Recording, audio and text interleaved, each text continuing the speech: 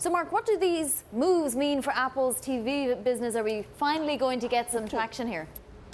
Yeah, this is pretty significant. So just to give a little bit of history, in 2013, Apple hired a man named Pete Testad, who really focused on content distribution for Hulu, a very popular video streaming service. And until this past month, he's been in charge of the Apple TV set-top box. Now they're moving him to a role in Eddie Q's organization, who handles services and content, to really deal with these content negotiations and hopefully strike some deals. Replacing him is a man named Timothy Twerdall, who is in charge of Amazon's Fire TV, Amazon's competitor to the Apple TV. And so what do we know about what he might bring then to this new position? Amazon is known for really adding new apps, content, and features to the Fire TV at a very rapid pace. They did it a few times last year and the year before.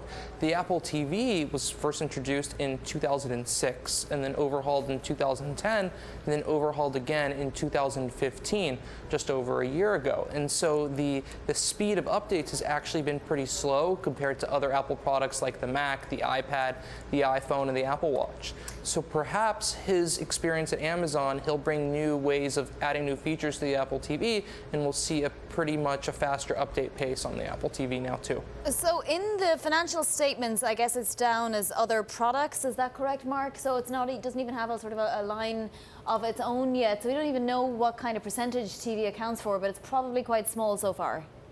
Right, it's a percentage of the other products business, which was around 5% of Apple's overall revenues for the last quarter, this past holiday quarter. And Luca Maestri, Apple's CFO, told us in an interview after the earnings results that the Apple TV sales actually decreased year over year from the 2015 to the 2016 quarterly results. And it's interesting because when Steve Jobs first introduced the Apple TV concept, he sort of presented it as one of the legs of Apple's three-pronged stool. Though back then it was the Mac, the iPod, and they were going to position the Apple TV as a really core part of the business. But that never happened. So we'll see if these changes to the organizational structure of the Apple TV team will change that and really bring Apple back to its original vision for the product.